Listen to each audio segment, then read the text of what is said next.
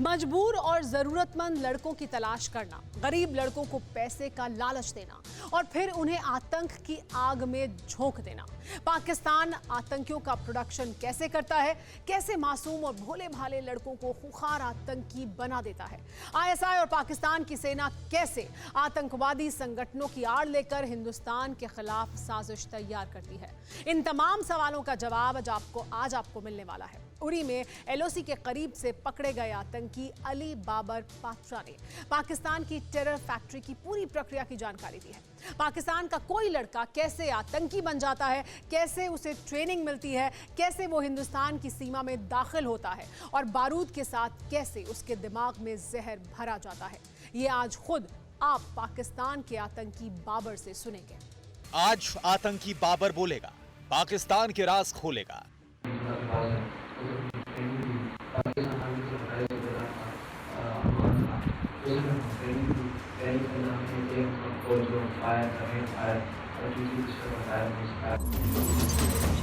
ISI का आतंकी बनाने का जाल, आतंकियों के ट्रेनिंग सेंटर का हाल।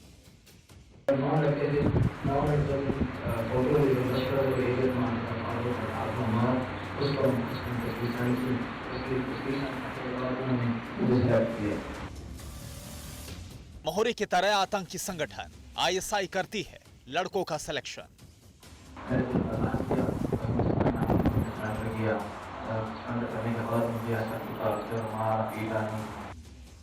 20,000 देकर मरने कश्मीर भेजा, आईएसआई का पाकिस्तानी लड़कों से धोखा।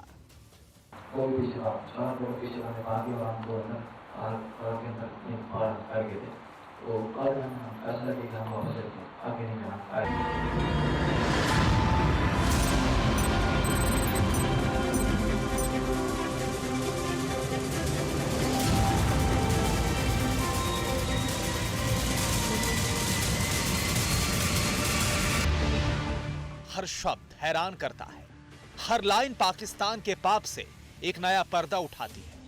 पाकिस्तान के एक बस्ती से कश्मीर के उरी सेक्टर तक के सफर की कहानी सुनकर आपके मन में यही सवाल आएगा कि आखिर एक देश, उसकी सरकार, उसकी सेना अपने ही मुल्क के नागरिक से इतना बड़ा फरेब कैसे कर सकती है।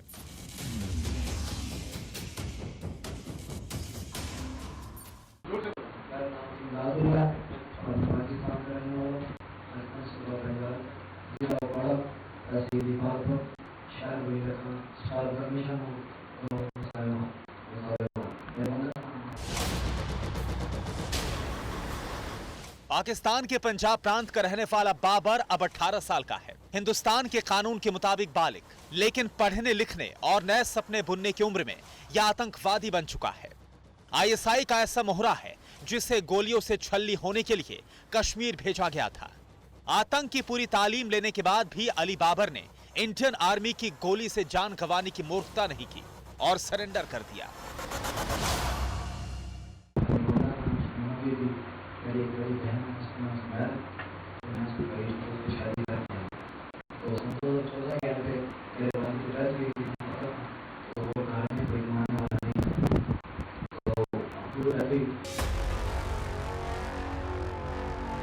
बाबर ने पढ़ने की जगह नौकरी तलाशी और पाकिस्तान के सियालकोट इलाके में पहुंच गया।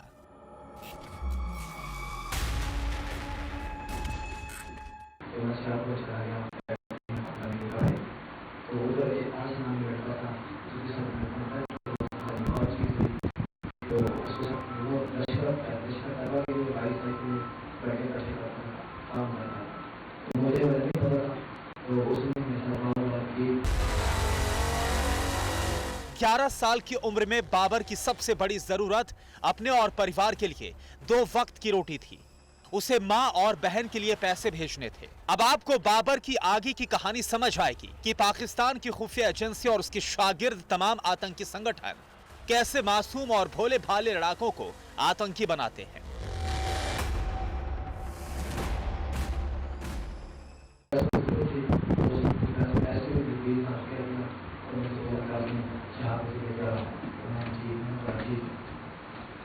मुझे वीजा भेज दिया। उसके बाद मुझे हवाले किया। मुझे पाकिस्तान आर्मी का टेस्ट मास्टर साहब के पास है।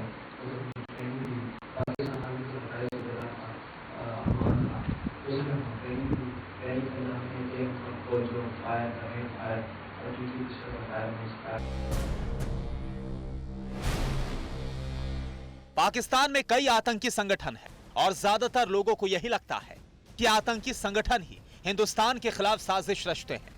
लेकिन बाबर के कबूलनामे से साफ हो गया कि पूरा पाकिस्तान ही आतंकियों को पालने और तैयार करने वाला देश है। पाकिस्तान की फौज और पाकिस्तान की खुफिया एजेंसी ही असली मास्टरमाइंड है और ये सब सरकार की मर्जी के बिना नहीं हो सकता।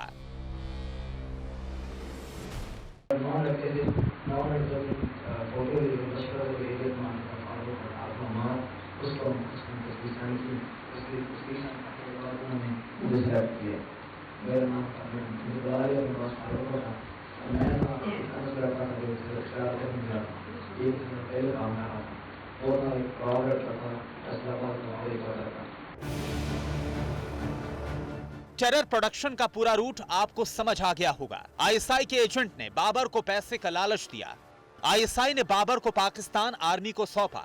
पाकिस्तान आर्मी ने बाबर को टेरर की ट्रेनिंग दी। आर्मी ने ही बाबर को लश्कर के कमांडर के पास भेजा।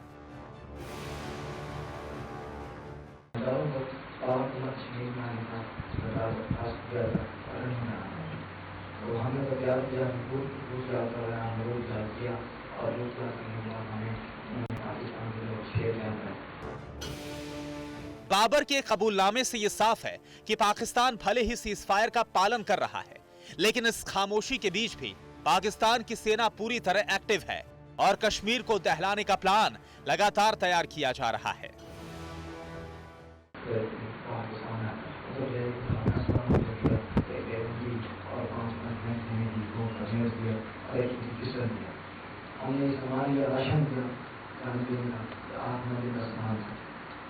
तो हमें इन्होंने गाइड था, बताओ था, वो सामना और उन्होंने हमें खाना दे दिया था। तारीख को शाम को 10 भाई पहले गाइडेंस में थी, तो उन्हें सामान उसमें 5 की वाले का गाइड करूँ, उसके बाद मुझे भेजा।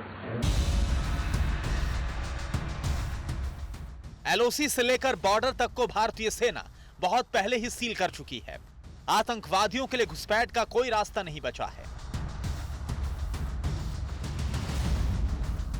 लेकिन फिर पाकिस्तान की आर्मी ने 8 आतंकवादियों को भेजा। इससे जाहिर होता है कि आतंक के इस खेल में जिंदगी की परवाह कोई नहीं करता। सिर्फ 20,000 रुपए देकर बाबर को मौत के मुंह में धकेल दिया गया।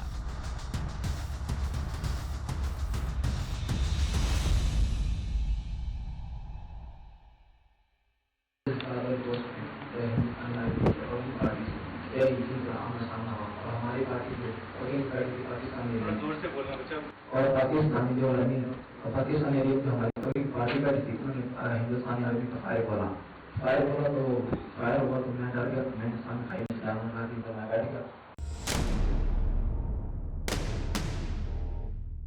यही फर्क है इंडियन आर्मी और पाकिस्तान की कायर सेना में। बाबर को हमारी सेना ने ना तो नमाज पढ़ने से रोका और ना ही कभी यातना दी।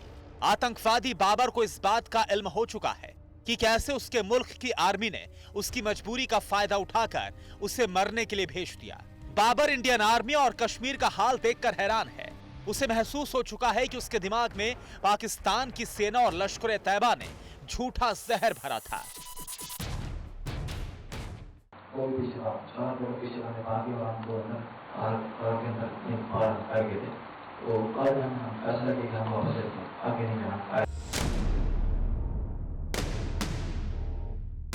सरेंडर करने के बाद आर्मी कैंप तक आने के दौरान आतंकी बाबर ने कश्मीर की सड़कों को देखा, लोगों को देखा तो वो हैरान रह गया। उसके जहन में कश्मीर की जो तस्वीर बिठाई गई थी वो गलत साबित हुई। हम जब वापस निकले देखा तो हिंदुस्तान आर्मी ने बाबर को घेरा और सील कर लिया था।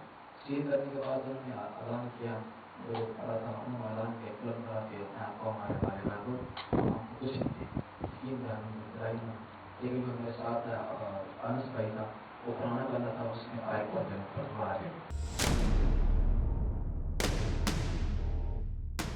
बाबर को एहसास हो चुका है कि एलओसी के इस पार जिंदगी बेहतर है।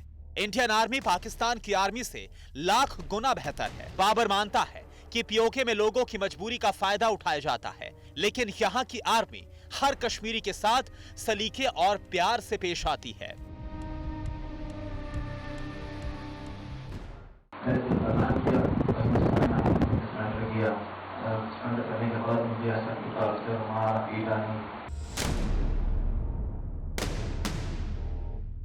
आतंकी बाबर ने कबूल किया उसे हथियार की ट्रेनिंग देने के साथ ही कश्मीर में जुल्म की कहानियां सुनाई गई थीं। उसे भारतीय सेना के खिलाफ भड़काया गया था। भाई की तरह अमीर की तरह रखा, जब दिया मिनिस्टर रिस्पॉन्स किया, उस जुल्म जाती कैदी नहीं कहा अभी इंसानियत को जुल्म जाती नहीं, तो मैं कोशिश कर रहा कुछ मारा पीटा नहीं मुझे। पिता की मौत के बाद बाबर के लिए जिंदगी में सबसे अहम उसका परिवार था। उसे मां की फिक्र थी। अब बाबर फिर अपनी मां के पास जाना चाहता है, लेकिन शायद ही मुमकिन हो सके, क्योंकि पाकिस्तान की आर्मी और खुफिया एजेंसी ने बाबर को उस गुनाह के दलदल में फंसा दिया है जिसकी सजा बहुत कड़ी है। बाबर को अब अपने अपराध की सजा भुगतनी होगी, जेल में रहना होगा। पाकिस्तान को लेकर अमेरिका से आई एक रिपोर्ट से खुलासा हुआ है कि पाकिस्तान 12 आतंकी संगठनों को सींच रहा है। सीआरडी यानी कांग्रेशनल रिसर्च सर्विस के मुताबिक इन विदेशी आतंकवादी संगठनों में भारत पर हमले के इरादे रखने वाले लश्कर तैयबा और जैश ए मोहम्मद जैसा 5 आतंकी संगठन भी शामिल हैं। जिन आतंकी संगठनों का जिक्र अमेरिकी कांग्रेस की हालिया रिपोर्ट में किया गया है, उनमें टॉप पर है 1980 के दशक में बना लश्कर तैयबा। दूसरा टेरर ग्रुप है हरकतुल जिहाद इस्लामी HUJI, साल 1980 में वजूद में आया था। यह ग्रुप तालिबान के लड़ाकों को ट्रेन करता है। तीसरा ग्रुप है हिजबुल मुजाहिदीन, जो 1989 में पाकिस्तान में ही बना। चौथा है हक्कानी नेटवर्क, जबकि पांचवा है जैश अल अदल। पाकिस्तान में एक्टिव 12 टेरर ग्रुप्स में अल-कायदा इन दी इंडिया और इस्लामिक स्टेट खुरासान तक शामिल है। पाकिस्तान का पाप अब पूरी दुनिया जान चुकी है। फिलहाल सबसे ज्यादा खतरा भारत को है, इसलिए आतंक से निपटने की तैयारी भी मुकम्मल है। जमीन से लेकर नाले, झील और नदी में भी पहरा है। तस्वीरों में आप देखिए, जज्बा जवानों का देखिए, देश के प्रति किस तरीके से है। हमारी सीमाओं की सुरक्षा जो है वो पानी के जरिए भी की जाती है, यानी कि एक एक इंच की, हमारी एक एक इंच की जो सुरक्षा है, हमारी ज़मीन की जो सुरक्षा है, BSF और भारतीय सेना किस तरीके से लाइन ऑफ कंट्रोल और अंतर्राष्ट्रीय सीमा पर कर रही है। इसी मकसद के साथ हम यहाँ पर पहुँचे थे और आपको दिखाने की कोशिश कर रहे हैं कि हमारे जवानों का जज्बा हाई है और किसी भी चुनौती से निपटने के लिए पूरी तरीके से तैयार भी है। चप्पे चप्पे पर सर्च ऑपरेशन लगातार जारी रहता है और आतंकवादियों के छिपने की हर मुमकिन जगह तक हमारे जवान पहुंचते रहते हैं।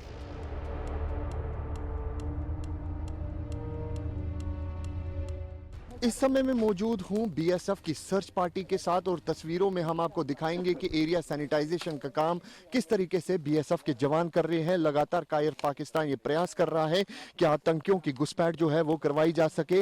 अक्सर ये भी देखा जाता है कि जंगल के इलाके में आतंकी जो है वो गात लगाकर बैठे होते हैं ताकि किस एक मौका मिल सके वो इन्फिल्ट्रेट करे। लेकिन इन सब के बीच तस्वीरों में आप देख सकते हैं कि BSF के जाबा जो है वो सर्च ऑपरेशन किस तरीके से कर रहे हैं। ये तस्वीरों में देख सकते हैं, चप्पे चप्पे को यहाँ पर खंगाला जाता है। सर्दी का मौसम करीब आते ही पाकिस्तान की सेना बेचैन है। बर्फबारी से पहले ज्यादा से ज्यादा आतंकवादियों की घुसपैठ की प्लानिंग है, लेकिन भारतीय सेना हर साजिश को नाकाम बनाने की तैयारी कर चुकी है। सेना को यह भी जानकारी मिली है कि अब कश्मीर में स्थानीय लड़कों से ग्रेनेड हमले करवाने की साजिश तैयार की गई है। माना जा रहा है कि पाकिस्तान से बड़ी तादाद में ग्रेनेड भेजे जा रहे हैं। बाबर को भी सिर्फ हथियारों की डिलीवरी करनी थी। पूरी तफ्तीश बाकी है, लेकिन सेना को पूरी जानकारी मिल चुकी है। अंकित भट्ट के साथ ब्यूरो रिपोर्ट, TV9 भारतवर्ष।